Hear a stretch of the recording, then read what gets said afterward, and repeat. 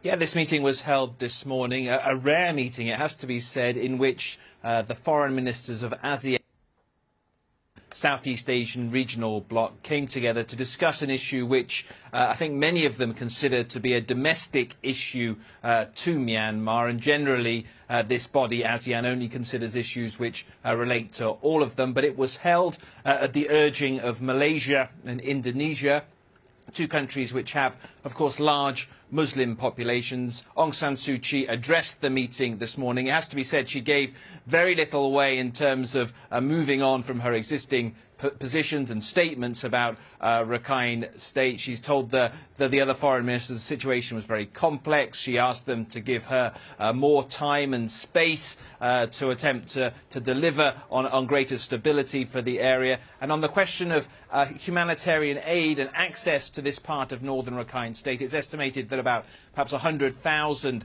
of the Rohingya Muslim minority are without assistance in this part of northern Rakhine State because the military has basically shut it down.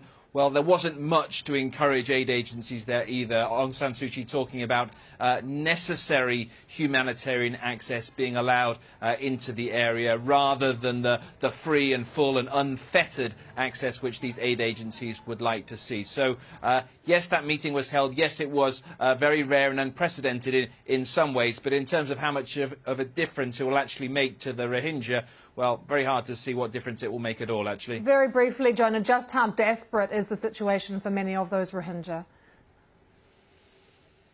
Well, it's guesswork, really, for most of us to try and work out exactly what is taking place in northern Rakhine State. Because we're not allowed in, independent journalists are not being allowed into that area, because independent international aid workers are not being allowed in. We're very reliant on the stories of people who fled northern Rakhine State into Bangladesh, and also the accounts on social media. So by all those accounts, it's pretty dire and desperate, but we simply can't get in to verify definitively what exactly the truth is of what's going on at the moment.